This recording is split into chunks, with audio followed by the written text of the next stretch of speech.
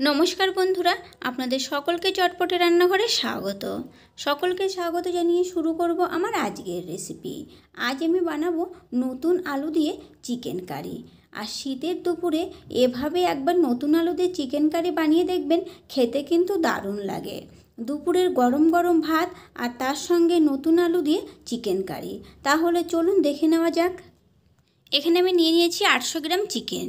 চিকেনগুলো আমি আগে থেকে ভালো করে ধুয়ে পরিষ্কার করে নিয়েছি। চিকেন ম্যারিনেট করব, তার জন্য আমি লবণ দিয়ে দিলাম। লবণটা আমি একবারে স্বাদ অনুযায়ী দিয়ে দিলাম, পরে কিন্তু লবণটা আমি এখানে আর দেবো না। তারপরে 1 চা চামচ হলুদের গুঁড়ো দিয়ে দিলাম, 1.5 চা চামচ ধনে গুঁড়ো, 1.5 টেবিল চামচ আদা রসুন বাটা, 1 চা চামচ শুকনো লাল লঙ্কা বাটা। আপনারা এখানে লঙ্কার গুঁড়ো ব্যবহার করতে পারেন, না ঝালটা যে যেমন খেতে পছন্দ করেন সেটা বুঝিয়ে দেবেন।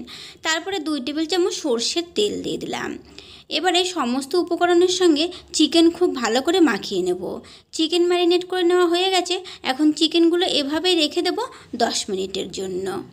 10 মিনিট পরে গ্যাস অন করে একটা কড়াই বসিয়ে দিয়েছি। কড়াইতে আবারও 3 টেবিল চামচ সর্ষের তেল দিয়ে দিলাম। তারপরে তেলটা একটু ভালো করে ছড়িয়ে দিলাম। এখন এই তেলের মধ্যে দিয়ে দিচ্ছি আলু। আমি এখানে 3টে একটু ছোটো সাইজের আলু নিয়েছি। একটা আলুকে আমি 2 টুকরো করে কেটে নিয়েছি। এগুলো নতুন আলু, এই জন্য আমি খোসাটা সমেত রেখেছি। আলুর মধ্যে সামান্য একটুখানি লবণ আর সামান্য একটুখানি হলুদের গুঁড়ো দিয়ে দিলাম। এখন আলুগুলো লালচে রং করে ভেজে নিয়েছি। যখন আলুগুলো লালচে রং করে ভেজে নেওয়া হয়ে গেছে, তখন আলুগুলো তেল ছেঁকে তুলে নিলাম। আর এভাবে কিন্তু আলুগুলো ভেজে নিলে আলুগুলো খেতেও কিন্তু দারুণ লাগে। এখন এই তেলের মধ্যে ফোড়নে দিয়ে দিলাম 1 টুকরো দারচিনি, 2টো ছোটো এলাচ, 4টে লবঙ্গ, 4টে গোলমরিচ। এলাচ দুটো একটু মুখটা ফাটিয়ে দিয়েছি।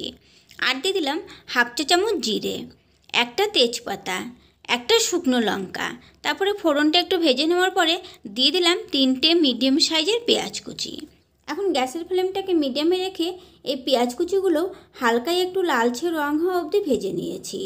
তারপরে পেঁয়াজ কুচির মধ্যে দিয়ে দেবো আগে থেকে যে চিকেন ম্যারিনেট করে রেখেছিলাম, সেই ম্যারিনেট করে রাখা চিকেনগুলো দিয়ে দিলাম। চিকেন দিয়ে দেওয়ার পরে গ্যাসের ফ্লেমটাকে হাই হিটে করে দিলাম। এখন হাই ফ্লেমে পেঁয়াজের সঙ্গে চিকেন প্রথমে আমি 2 মিনিটের মতো একটু ভালো করে কষিয়ে নেব। 2 মিনিটের মতো চিকেন কষিয়ে নেওয়ার পরে এখানে আমি যোগ করে দিলাম একটা গোটা রসুন। রসুনটা দেওয়ার পরে গ্যাসের ফ্লেমটাকে মিডিয়ামে করে দিলাম। এখন এই মিডিয়াম ফ্লেমে চিকেনটা আমি আবারও প্রায় 3 থেকে 4 মিনিটের মতো একটু ভালো করে কষিয়ে নেব। 3 থেকে 4 মিনিটের মতো কষিয়ে নেওয়ার পরে এখন দিয়ে দিচ্ছি একটা মিডিয়াম সাইজের টমেটো পেস্ট। টমেটো পেস্টটা দিয়ে আবারও একবার ভালো করে নেড়েচেড়ে মিশিয়ে নিলাম। টমেটো পেস্টটা দেওয়ার পর আমি গ্যাসের ফ্লেমটাকে আবারও হাই হিটে করে 1 মিনিটের মতো কষিয়ে নিয়েছি। এখন দিয়ে দিলাম আগে থেকে ভেজে রাখা আলুগুলো দিয়ে আবারও একবার নেড়েচেড়ে মিশিয়ে নিলাম। এখন গ্যাসের ফ্লেমটাকে মিডিয়ামে করে একটু ঢাকা চাপা দিয়ে আবারও 3 থেকে 4 মিনিটের মতো চিকেনটা একটু ভালো করে কষিয়ে নিয়েছি। তবে মাঝখানে কিন্তু একবার আমি ঢাকা তুলে নেড়ে দিয়েছি, নাহলে নিচ থেকে কিন্তু লেগে যেতে পারে। আর এখন কিন্তু চিকেন একদম ভালোভাবে কষে গেছে। কষে চিকেন থেকে তেল ছাড়তে শুরু করে দিয়েছে। এখন আমি গ্যাসের ফ্লেমটাকে আবারও হাই ফ্লেমে করে দিয়ে দিচ্ছি জল। আমি এখানে 2 কাপ পরিমাণে গরম জল দিয়ে দিলাম। তবে আপনারা যে যেমন ঝোলটা রাখতে চান সেটা বুঝেই জলটা দেবেন। আর আলুগুলোও কিন্তু সেদ্ধ হয়নি, তাই সেটা বুঝেই জলটা দিয়ে দিলাম। এখন অপেক্ষা করব ঝোলটা টকবক করে ফুটে ওঠা অবধি। ঝোলটা যখন টকবক করে ফুটতে শুরু করে দিয়েছে, তখন মিডিয়াম ফ্লেমে রেখে ঢেকে দিলাম 6 থেকে 7 মিনিটের জন্য।